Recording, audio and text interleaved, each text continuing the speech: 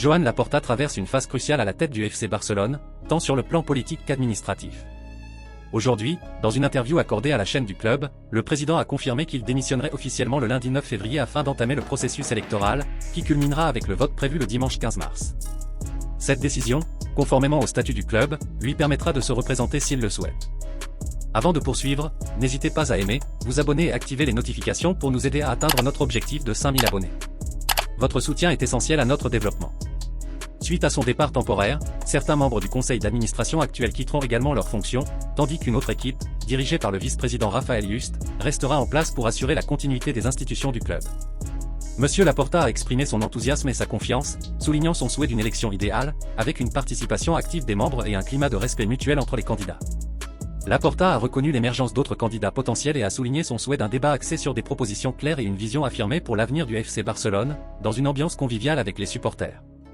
Hors contexte électoral, Laporta est revenu sur la polémique arbitrale entourant le Real Madrid, ravivant la rivalité historique entre les deux clubs. Le match Real Madrid-Rayo Vallecano a été marqué par des décisions litigieuses, que le président du FC Barcelone n'a pas hésité à critiquer. Il a néanmoins réaffirmé sa confiance en la Liga, la Fédération espagnole de football et les instances arbitrales. Il a reconnu la possibilité d'erreur, mais a insisté sur le fait que le problème réside dans la constance des décisions favorisant la même équipe. Laporta a remis en question la durée excessive des prolongations, les cartons rouges et le pénalty qu'il a jugé disproportionné. Il a également souligné que certains joueurs simulent régulièrement des contacts pour tromper les arbitres, une pratique qui, selon lui, mérite un carton. Il a opposé cette situation à celle de la Premier League anglaise, où il estime que les critères sont plus stricts et plus cohérents. Selon le président, le Rayo Vallecano a clairement été lésé, et une série de décisions a directement influencé l'issue du match. Il a également critiqué publiquement ce qu'il considère comme la pression constante exercée par le Real Madrid via ses canaux officiels, ce qui, selon lui, alimente un sentiment de victimisation au sein du corps arbitral.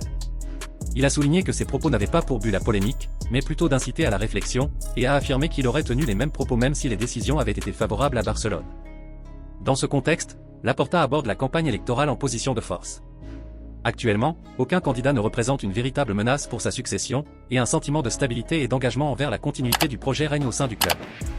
Pour lui, il s'agissait simplement d'exprimer ses préférences.